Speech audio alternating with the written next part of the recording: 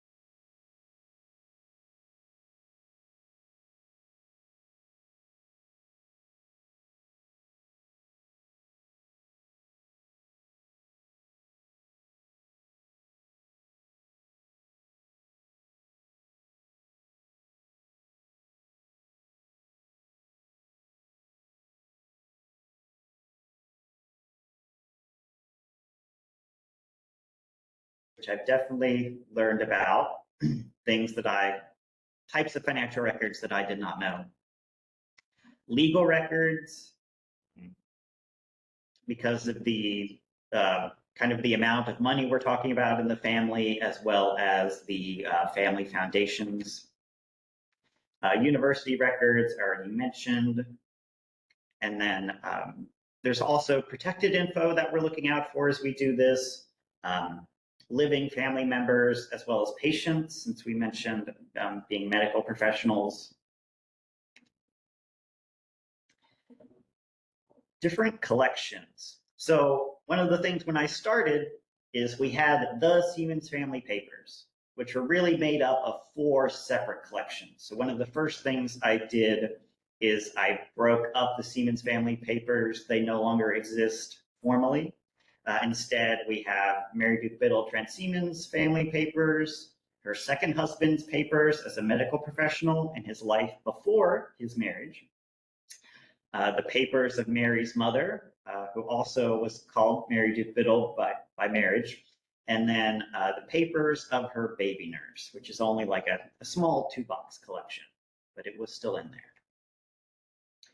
So transfers. I have transferred material to these other collections. There's the papers of her gardener, who was an African-American man in Durham. There's her maternal grandfather, who was involved with the founding of the university. The papers of her first husband. The papers of one of her 6 daughters. Her uncle, which was a new collection that I made. And then there could possibly be a transfer to the School of the Arts because her second husband was the first chair of the board. And there's just a lot of material, especially around the founding of the school.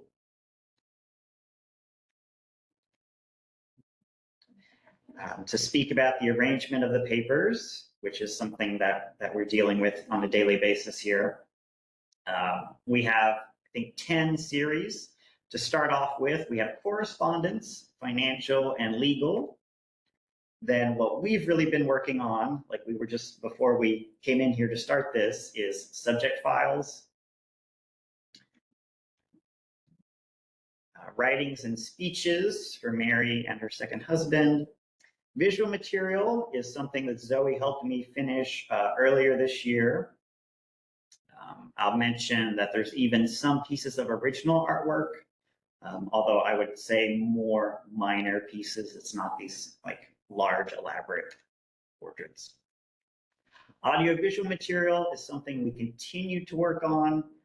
Some of these have already been digitized, and then some are going to possibly be digitized here later this year, early next year.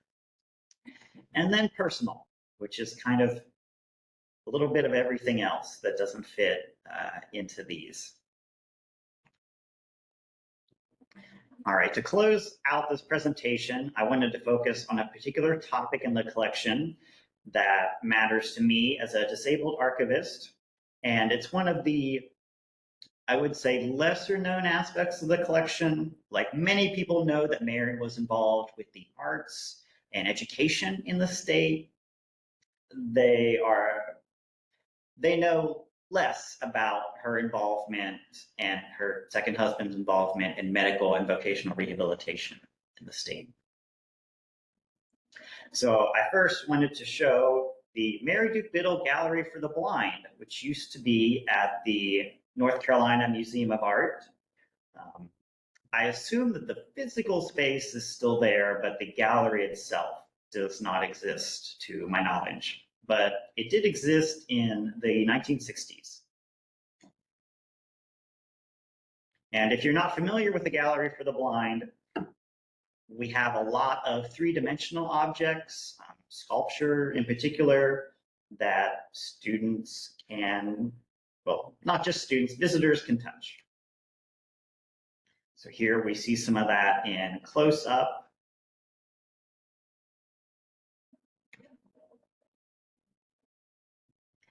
And you know, one of the things we talk about today with 3D printing is also allowing something like this to happen, like reproducing pieces that maybe you would want people to touch, but then you reproduce it so that they are able to touch it, is something I think about in our modern times.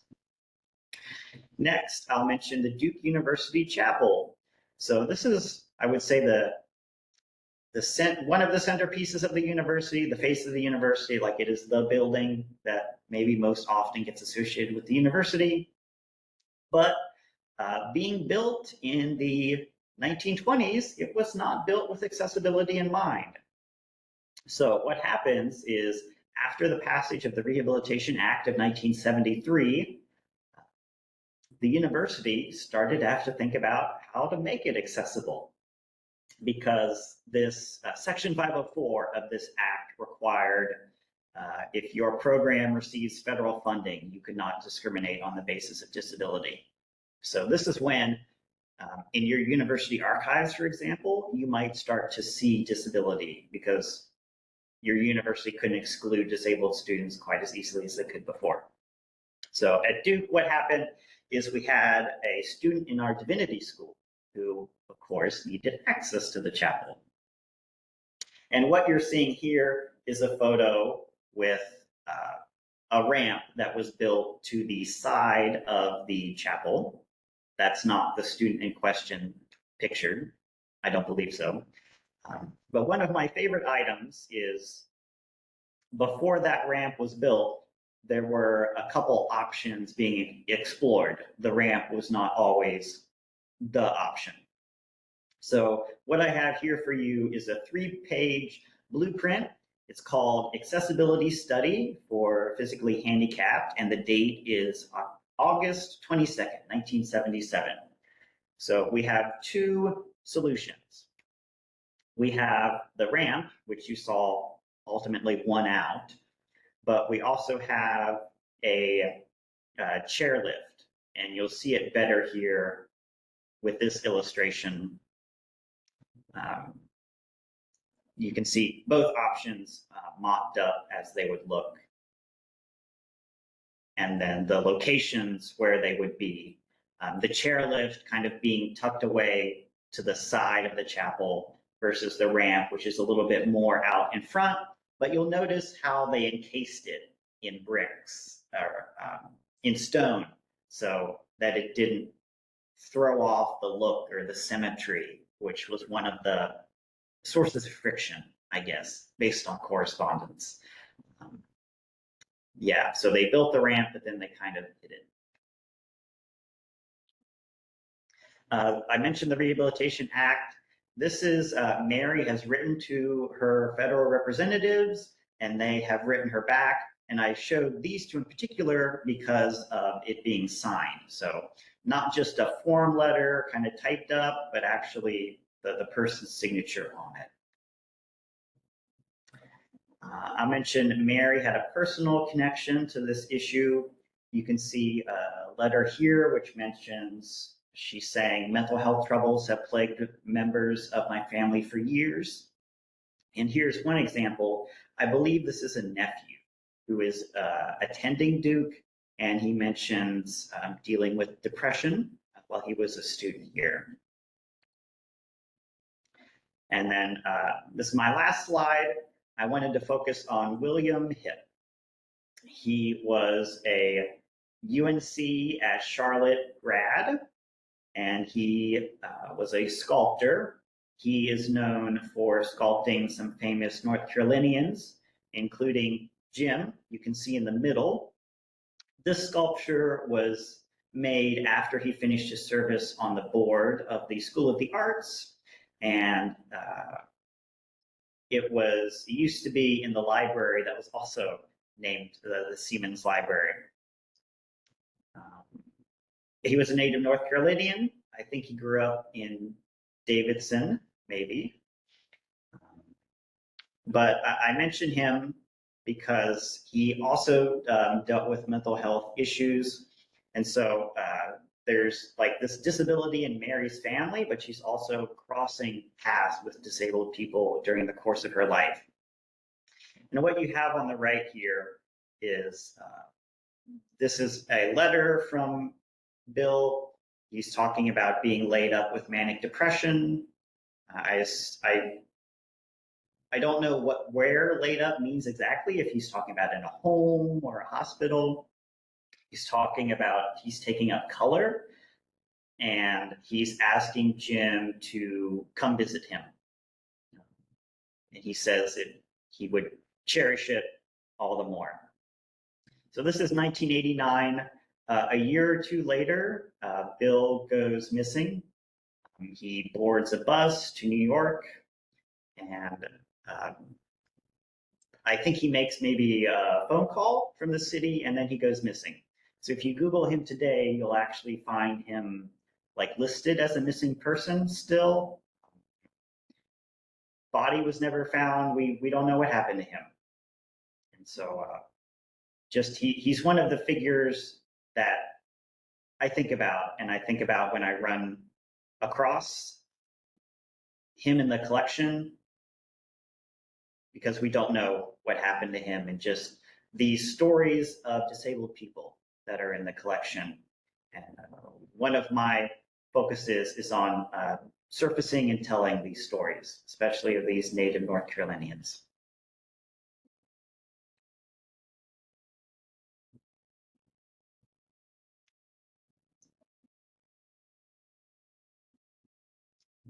Stop sharing it.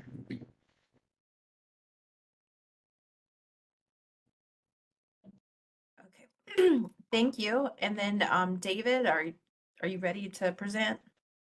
I am. Let me just get the sharing thing happening here. And if you saw my note in the chat, if you have any questions, you can just pop them in there, and we'll have some time in the end for questions for any of the panelists. Okay, are we on here? No, not yet.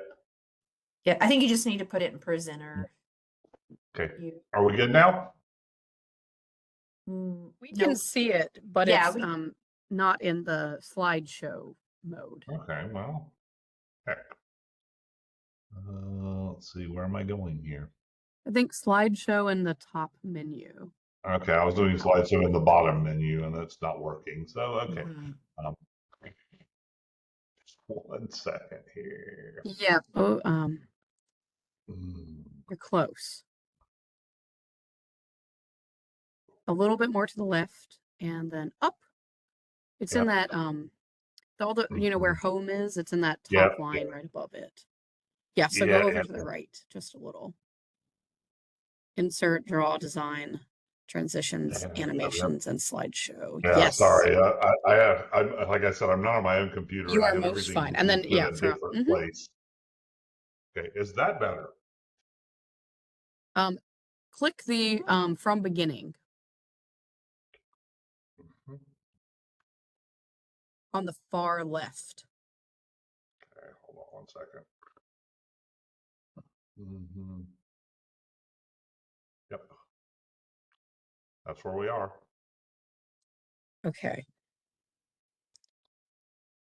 We are yeah, not. I don't know why it's not working. Yeah, it's still showing, and yeah, I'm not really sure either. I had this problem in here the other day with a different presentation too. I don't know if there's something. What if you click from current slide and see if that makes That's what I did initially. I tried that a while ago. That is what you tried initially. Yep. Okay. Well, what about present in Teams? Are we in? We're not in Teams. We're in WebEx. Oh, we're in WebEx. It's yeah, if we're in Teams, this would be working fine. I mean, the other we can just go forth with it the way that it is, or you could email it to me and I could share it. Yeah, I mean, if you're okay looking at it in the not terribly pretty view, then I'm good with it too. Okay. I will start and then speed things up for the time I just wasted here. So. And no, you're fine. You're fine.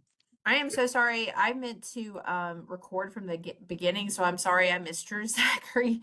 Oh, I think it automatically. Did it automatically record? Oh, it is. Okay. I set it to automatically. You did. Well, that's great because you knew that people. Yeah, like I got a me record forget, notice at the beginning. So. Yes. Yeah. Okay. So awesome. Because we will just to the audience, we are going to post this online afterwards, unless anyone has an issue with that. So, okay, go ahead, David. All right.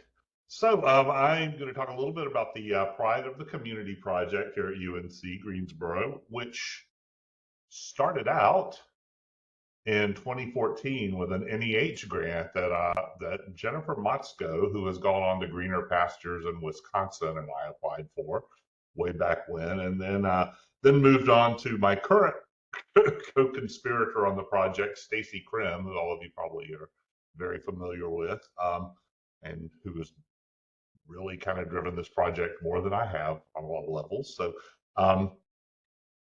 the original NEH grant was primarily for a digitization project that was going to pay for some labor and some portable scanning equipment for a field scanning project related to this to the LGBTQ community in the triad. Our goals coming in were to build community partnerships, which kind of is always our goal. The project was going to be a mixture of traditionally accessioned and community collections. So we ended up accessioning several collections, but also scan and release on several collections as well. Plus the oral history interviews, which did actually become their own manuscript collection as well. We did it because our collections needed some gaiety and some fabulousness. Seriously, UNCG and Greensboro tend to be very queer-friendly communities, and we kind of wanted to better reflect that aspect of what's going on here, and to broaden our collection's focus online. This was originally, as I said, envisioned as a digitization project, but to be honest, we had minimal success at first with scanning events and community events like that. That's a whole separate story. We've gotten better at that over the years, but it sort of edged and morphed into an oral history project, which ironically, through the oral history process, actually turned it back into more of a digitization project at the end, because as we went out and started interviewing people, we realized, oh, I have all this really neat stuff. And we said, oh, you do? Well, why don't you let us scan that stuff, or even better, donate it. But so it actually sort of took a giant circle, if you will, that way. So who exactly did we interview in this process? Well, we interviewed lots of people, and we're still interviewing people. But just a couple of highlights going in. First up, Lenny Gerber. This was, I think, maybe my favorite of all the interviews we did. It was great, not just because she was an incredible interview, but because we got to meet a lot of cats, and we had a special surprise appearance from a hedgehog. That's a whole different story too, but it's one of the things that happens when you do interviews in the wild. Lenny Gerber is a lawyer, and she was the spouse of the late Pearl Berlin, who was a faculty member at UNCG in the kinesiology department. Among the things she talked about was that there was a controversy over whether Lenny would be granted a spousal hire at UNCG, which was not the case, this being the 60s and things being as they were at the time. A lot of this led to Lenny actually saying, okay, the heck with this. I'm going to study and become a lawyer, which she did. Which was pretty amazing to begin with. And then over time, they did their thing, became very activist, and became one of the first same-sex couples to be married in North Carolina once marriage equality was legalized. And they were the first couple to actually be married in a conservative Jewish congregation. We have a lot of pictures of that as part of this, which is pretty cool too. Her interview resulted in an amazing amount of photographs, which I'll show you a couple of here. I don't think I have a picture of the hedgehog from the interview, but we have a lot of pictures of Lenny and Pearl from their time together, and their cats. We like the basket photo when they were lowering Sappho down to the street level. And there's actually a picture from the interview here as well. Great photos, and this was just a really great interview in general. I will note that I meant to say at the beginning, many of you may know that our digital collections have been offline for several months due to some bot and DDoS intrusion, and the fact that we're migrating to a new platform. We actually went live with that new platform literally this morning. So I've been trying to feverishly add some links to these collections to the slides, but I didn't get, frankly, didn't get all the way through. So, because I didn't think we were going to be available to show them. And I don't have any clips from the interview. So I'm just showing you lots of pretty pictures here. Dirk Robertson and Julian Sands, scrapbooks, incredible scrapbooks. We've done a lot of scrapbooks at UNCG. These are definitely some of the most colorful and exciting ones. Dirk basically documented his whole coming out process and growth into an activist who was involved with Triad Pride through scrapbooks, documenting all these years. And they're just incredible to look at. And it was a really good interview as well. And you will see that most of these collections that I'm showing you digitized materials from, we do have an interview as well. So that's good. Janet Joyner, an attorney, a community leader in supporting LGBTQ youth, and founder of the Winston-Salem chapter of the Gay, Lesbian, and Straight Education Network. We had earlier interviews with her as well, and we actually managed to add a video interview as part of this project too, which was definitely a great listen. The last one I'm going to show here, though there were more, were Frank Benedetti and Gary Trowbridge, early activists for marriage equality. They had a billboard in Winston-Salem. Not every couple has a billboard in Winston-Salem, but also, you know, they basically documented their life in the oral history interview and were very open. And that was a running theme here. People were generally really open, with some caveats that I'll talk about near the end of the process. There were so many other interviews we did. We've talked to everyone from drag performers to trans librarians to healthcare activists, but time is a factor here, so I'm not going to go any further with these. I'm going to show you more stuff as well. One of the first things we tried to, or one of the things we were trying to shoot for was some, you know, if you will, cultural engagement, social and cultural, so hence the out and about section. Initially, as I mentioned, our partner on the grant was Guilford Green, which is a local philanthropic and organization that hosts events and actually donates to organizations. They have a granting process and to political campaigns, etc. So Guilford Green actually provided us with space for the community events, also provided a built-in audience to work with. And on top of that, they also let us scan their records and put online, which was great because if nobody showed up at the scanning events, we actually had something to do scanning their records. So we actually ended up with a lot of scrapbooks and photos of their events, flyers, etc. The Triad Pride Performing Arts, which was formerly known as the Triad Pride Men's Chorus, and they sort of opened up the whole organization a little more. We did an interview with their at the time person in charge. I forget what the official title is here, but this again, we ended up with flyers, all kinds of incredible materials related to Triad Pride, as well as a really good interview.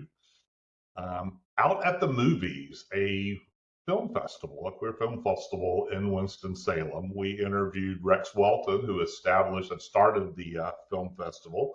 Also more materials related to that as well. Material related to Winston-Salem Pride from a variety of sources, a lot of them from the Frank Benedetti and Gary Trowbridge interview that you saw a little earlier. But, you know, great images. And this is just scratching the surface, which I can again say now, you can actually go online and see these, which I couldn't say yesterday, so I'm excited about that. Bars and clubs were an important thing that we really wanted to document too, because, you know, they have a strong tradition in the LGBTQ community as places, as gathering places, not just social spaces, but also political spaces and spaces of education and engagement. We've actually done whole presentations on the bar scene, which is why we already have this nice graphic in place here. But one of the great things about documenting bars here, number one, was that we were able to actually interview performers and bar owners.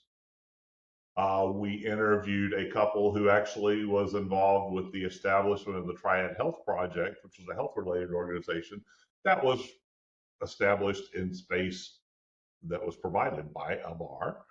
But the one thing I was particularly happy about here, though, is that we ended up with pictures inside these bars, which is a thing that really doesn't exist from that era because, 70s, early 80s, people were paranoid about having their pictures taken inside a gay bar.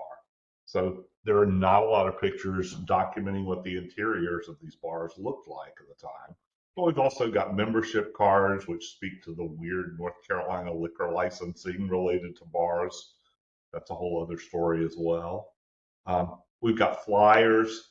This is the entire staff of a bar in Greensboro. And yeah, we look at that and say that's the most 80s picture ever. We did a whole collection of bar ads that were culled from publications like the Front Page and Q Notes, and going even as far as Babylon, which was a very mixed club in Greensboro, and documenting the advertising. As you can see, the advertising in the 80s tended to be a little male dominated or a little male focused. Yeah, leave that out there. We were also able, though, to map where a lot of the bars and spaces had been in Greensboro. A surprising number of them still standing, though most of them not operating as bars anymore. But this was kind of a neat part of the process because we thought that was something that really needed to be documented in Greensboro as well. There was also a social justice aspect, though. There you see the billboard again. We were able to have the oral history interviews covered some of this material, and we also had documentation that came with it. The Guilford Alliance for Gay and Lesbian Equality, who were also very much involved in the National March in 1987. The Greensboro City Council ordinance. Greensboro in 1989 passed an ordinance banning discrimination in city employment and hiring only, not anything more far-reaching that, and then turned around and rescinded that ordinance just a few weeks later due to pushback. This photo we call pushback. But we have a lot of material related to that. Fiasco, if you will. The Gay, Lesbian, and People with AIDS Discrimination Project in 1988-89 was a documentation project documenting specific potential hate crimes and other related incidents. We have a lot of early documents related to PFLAG, which was Parents and Friends of Lesbians and Gays, and I think it's a slightly different acronym now, but I don't remember what that acronym is at this point because it's been a really long day. But we have an interview with a couple who was very involved in the establishment of the PFLAG chapter, and they were able to provide us with a lot of the earliest records of the local chapter as well. GSAFE, the Gay Straight Advocates for Education, which was related to youth school safety and support. And we were able to go a little more contemporary because as we were in the middle of this process, the folks at Westboro Baptist Church held a demonstration at UNC-G that we were able to document where, as is usually the case, they were outnumbered by a factor of about 30 to 1, which made us very happy on this end. But some of the challenges we ran into in the project, though, was we didn't have a lot of personal contacts within the larger community. I had grown up in the community many years ago, but then moved to the West Coast for a long time and moved back and pretty much lost touch with everybody I ever knew here. So we sort of had to build our contacts from scratch. We ended up skewing older, whiter, more professional, more cisgendered, and more activist than would have been ideal. Unfortunately, the only interview we were able to do with a queer person of color was not able to be used for a variety of reasons. Part of it is that they decided that they did not want the the interview aired publicly. And we did make it a very big point to give people the option to remain as anonymous as they wanted to be along the process. We had minimal bar nightlife and frankly sex-related stuff, because we thought even documenting meeting spots was probably going to be something we'd want to do. And there's a little discussion of that, but not as deeply maybe as we wanted. And things were maybe less spontaneous than we might have wanted in the interviews. We did learn a lot of things in the process too, though. We learned, first and foremost, from my end, a lot about doing community collections. This was sort of one of the first collections where we tiptoed into this sort of post-custodial, working directly with the community and to digitize materials. And we've been doing a lot more of that since in various projects, including this one. And it all involves in building a reputation and trust, because as you know, all of this is about the relationships you build anyway. We ended up with less personal material than we expected in the first place, which is something that all archivists deal with. People don't understand. We don't want the mass-produced stuff. We want the unique individual material, and we kind of had to explain that. We realized early on that you don't necessarily have to ask people about their sexual identity. You should let them self-identify as they're comfortable with it over the course of the interview. We ended up with a lot more discussion of activism, et cetera, than about the social and personal lives in some cases. It got better as we moved down into more and more interviews, but we also learned that everybody has a cat. We met an awful lot of really fun cats, and again, a hedgehog, but religion runs through the process a lot, and it's not always a negative experience. There was work with the Metropolitan Community Church. We actually had people who were involved with traditional churches over time too, which provided some interesting perspective. A lot of discussion about the initial coming out versus family, which is two separate issues for a lot of people. And a lot of people were very reluctant to talk about their family, particularly on campus. We also found that men were generally more willing to talk than women for a variety of reasons. But I think we learned a lot in the process. And the next slide I will show you is from this morning, because our site is actually back online now, and there's a QR code where you can get to all the interviews that are not linked in the process. So please feel free. I'll leave that up there for a minute before I go to my contact site. Okay. And that's really all I had. So. Okay, thank you, David. Karina, do you want to go ahead and load your slides? Let me just share them here. I'm new to this platform, so I make sure I do this correctly. Oh, zoom to the front. All right. Can you all see that okay? Yes. Perfect. All right, so everyone, thank you so much for taking the time to be here today. Also, thank you very much to the other two folks who were presenting earlier. I learned so much from both of you, so that was really wonderful to hear.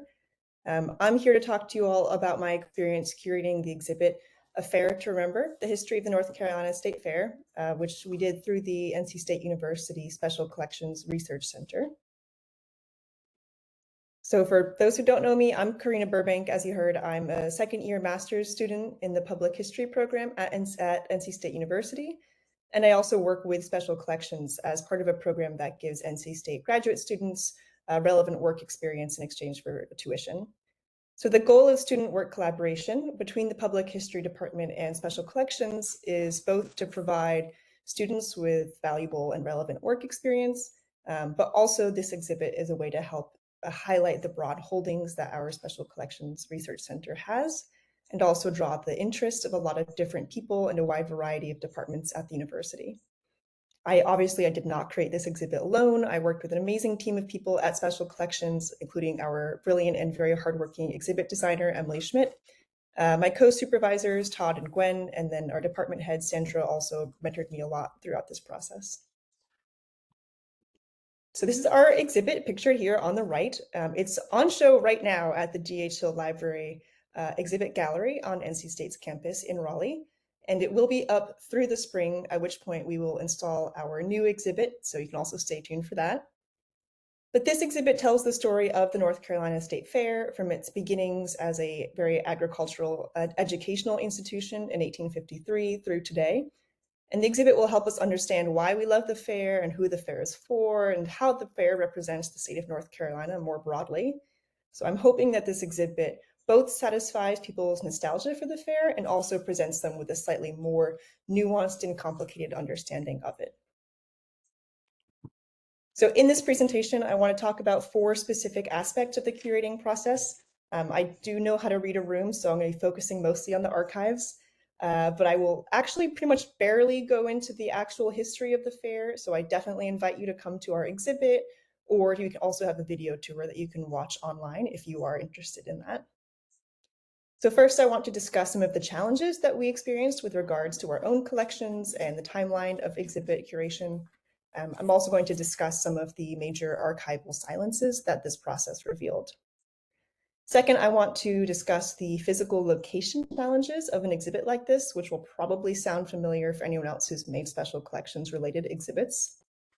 Third, I'll talk about some of the themes of our exhibit and especially the idea of nostalgia and how that affected our exhibit design.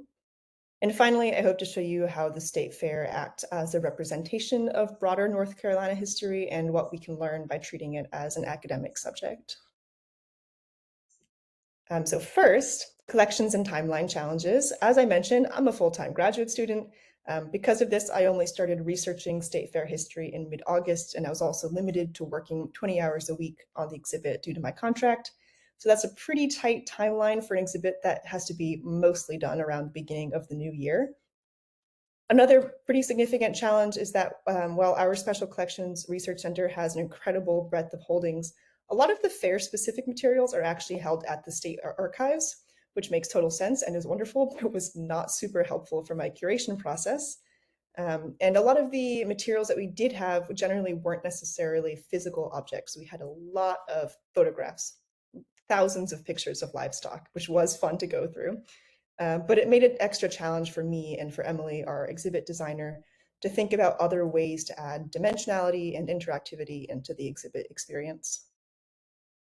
We also found some pretty major collecting gaps in our research. Most importantly for the exhibit, we only had one known photograph to show for the very influential African-American run State Fair, which was also held in Raleigh on the fairgrounds the week after the fair, and that was between 1879 and 1931. That fair was hosted by this Black-run organization called the North Carolina Industrial Association, and it was very well known and influential across the Southeast. It functioned as a site of celebration and advocacy and more. And Frederick Douglass even came to give the opening speech at the 1880 NCIA State Fair. This obviously is a very crucial story to tell, so even though we were strongly prioritizing our own collections, the Duke Rubinson Meyer Library was kind enough to let us use reproductions of a few of their relevant collections.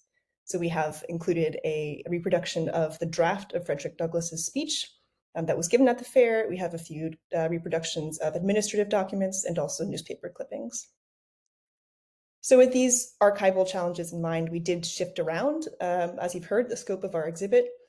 We also, to account for this, added some cases about the development of 4-H programs and other forms of agricultural education, obviously related to the State Fair, but also a chance to highlight our own collecting strengths. We also created a highlight about the late architect and NC State professor, Matthew Nowitzki, who designed Dorton Arena, and he also had grand visions for a complete redesign of the entire fairground. So here's a picture of one of the 2 cases that we did about Nowitzki with reproductions of his unrealized plans for the new state fairgrounds, including this amazing 3D printed model of Dorton Arena, which was created by our makerspace librarians. The 3D printed model and this slightly more dynamic case setup are 2 ways that we added a little bit more interactivity into our case, even when we only had 2D objects in many cases. Some examples of 3D objects we did have are this delightful hat and plush toy from longtime Commissioner of Agriculture Jim Graham. When I looked at this collection guide online, I wasn't sure if we had anything super strictly relevant to the State Fair, but it did list, somewhat mysteriously, a direct quote, donkey fedora with no further details. So obviously I had to go check on that. And sure enough, as soon as I opened the box, I was 100% sure that this hat was going to make it into the exhibit somehow. So Commissioner Jim Graham was apparently very well known for his impression of a donkey bray. He would let this loose at all sorts of events, including political ones. Here he is with then presidential candidate Jimmy Carter. And because of that, he received a lot of donkey-related gifts. So the physical space of our gallery was also a consideration in the curation process. I think this is probably often the case for special collections exhibits, that realistically our exhibit maybe isn't the main or at least the only destination for a lot of the visitors. The exhibit gallery is a hallway, which leads to our special collections reading room. So we had to consider it as a very pass-through space. There's also not an extremely obvious path of where to start and where to end.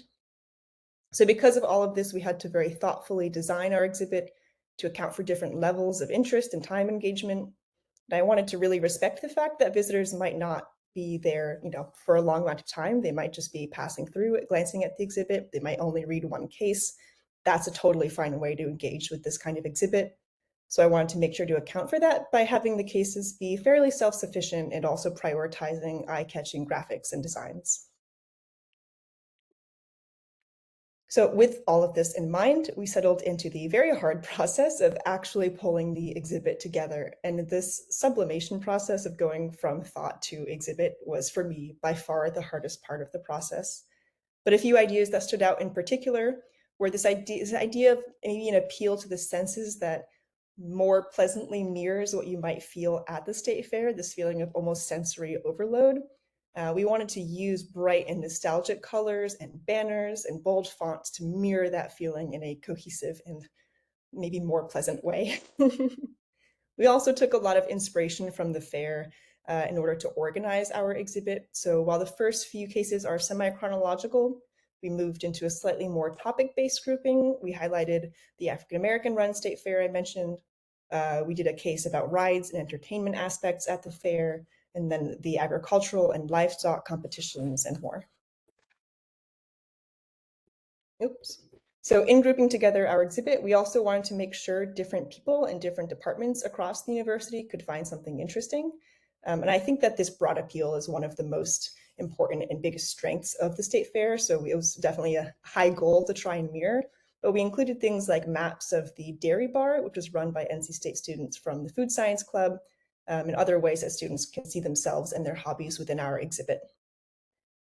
And finally, and maybe to me, I think most interestingly, we thought a lot about the idea of nostalgia. I've already used that word a lot in this presentation to describe the design of the exhibit. It felt like a very important association for the fair. A lot of us remember fairs from our childhood. We have images of fairs from pop culture. And so I felt like nostalgia was a very important idea to draw on and emphasize. But that said, there's a very thin line between this nostalgia and this harmful idealization, because the fair has a lot of positive associations, but it was also the site of very explicit individual and institutional racism, especially towards Black and Indigenous people locally. So the fair, it's not nostalgic by coincidence. It creates and brands its own nostalgia, and it's a way to champion certain aspects of the state's histories and its own visions. So we wanted to engage with this nostalgia, but in a very self-aware way, where visitors could be drawn in and have their memories validated, and also ask them to engage with some of these more challenging aspects of the history. So with all of that in mind, I hope I've shown how the academic study of the fair operates as a window into North Carolina history as a whole. Looking into the archives of the state fair revealed to me both the priorities of the people of influence in the state, but also the experiences of more everyday people. Fair organizers would prioritize certain types of livestock or military parades or entertainment, and that mirrored the priorities of the government and of those influential people. But at the same time, photographs and collections about the state fair showed people from all different sorts of walks of life in every corner of North Carolina and how they engaged with the world around them and with the state fair. The growth of the state fair also is a great way to gain insight into some of the most important historical fields of our state. The fair tells the story of segregation and also allows for stories of African-American businessmen and organizers. The fair is a window into the state's educational systems and needs, especially for agricultural workers and agriculturally based families. And the fair is also an inroad into the state's labor history, which is an important and growing field in our region. Finally, the fair brings together stories from the mid-1800s through today, with more stories being made when the fair opens again next week on Thursday. That's the end of my presentation. Thank you so much for your time. I hope you will have time to visit the fair this year, and if you do, our exhibit is just 2 miles away from the fairgrounds. Feel free to reach out if you have any questions or visit our webpage to see more about our exhibit. And also, I know we have time for a few questions maybe at the end for all of us presenters. Thank you. Thank you all. Yeah, does anyone have any questions? Feel free to just pop them in the chat, or if you want to just unmute, feel free to unmute and ask your question. I'll kick us off with one. This question is for Karina. I'm just wondering, in the collection, is there anything about the environmental impacts of the fair? That's like positively, negatively? Yeah. It's a really good question. I don't know that I noticed anything very directly addressing that, although I'm sure that it was reflected in the collections more indirectly. I remember seeing, I think if you're looking at it with a more critical eye, there are a lot of collections about tobacco growth and how that's sold at the fair. And so I think with some of the more historical knowledge that we have about that, that would let you read more into that association. I don't remember seeing anything directly addressing that, though. Do you want to plug your tours? I see it in the chat, but I'll let you. Yes, thank you. Virginia, my coworker, put in the chat that I'm running a few tours of the exhibit during Fair Week. So you can just sign up there. And we have 3 different official tours running during the week. And I'd be very happy to see anyone there.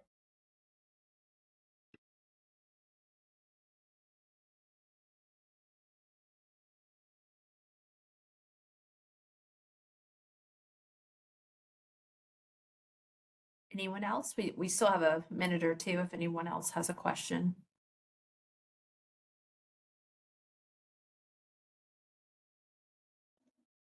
I might have a question for David, and it may not be answerable in a minute or two. You hinted at the privacy and confidentiality issues in this project.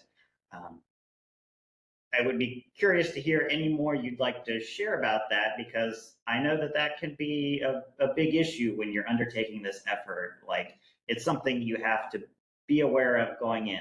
It can be bigger than you realize when you start. Yeah, we offered people the option of, number 1, doing video interviews, number 2, dispensing with the video and going with audio only. In some cases, we said, okay, if you want, we'll just do a transcript and not scrub any identifying information whatsoever. So we wanted to allow people to be as anonymous as they wanted to be. In some cases, people said, you can put this online later. We had one case where someone actually asked us to pull his interview briefly while he was in the midst of a job hunt, which, theoretically with the release you don't have to do, but we weren't going to say, no, we're not going to do this. So we actually did go ahead and just pull it down temporarily while he did his job interview, because that was one of the cases where churches were involved, as I said.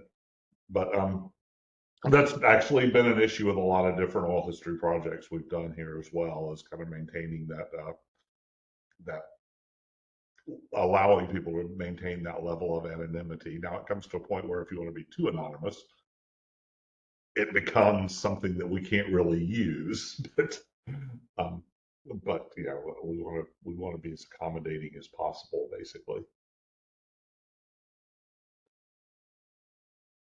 I don't know if that covered what you were looking for or not, but that was a start in a short time frame. And I see a chat message from Karina. We have not worked with Invisible Histories. However, I could see it happening in the future. And I know that UNC Charlotte has done a lot of LGBTQ oral history as a big project as well. So,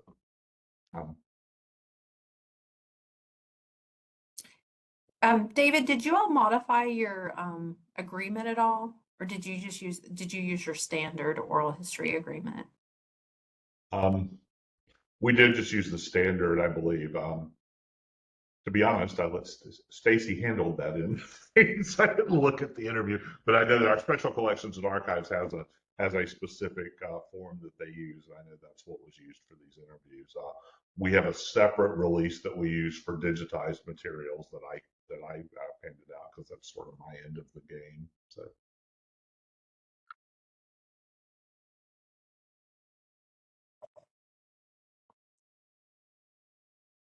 So it doesn't look like anyone has any other questions that I'm seeing.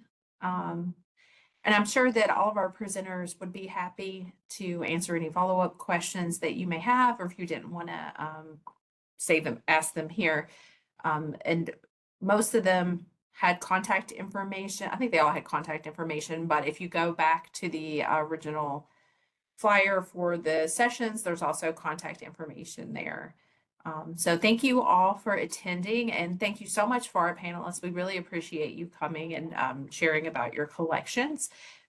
This should be posted. I will be posting or passing along to our web person to help post the previous session and this session as well. So if you missed it, or if you know somebody who missed it and you want to share it with them, feel free to share it out. Thank you all. Thank you.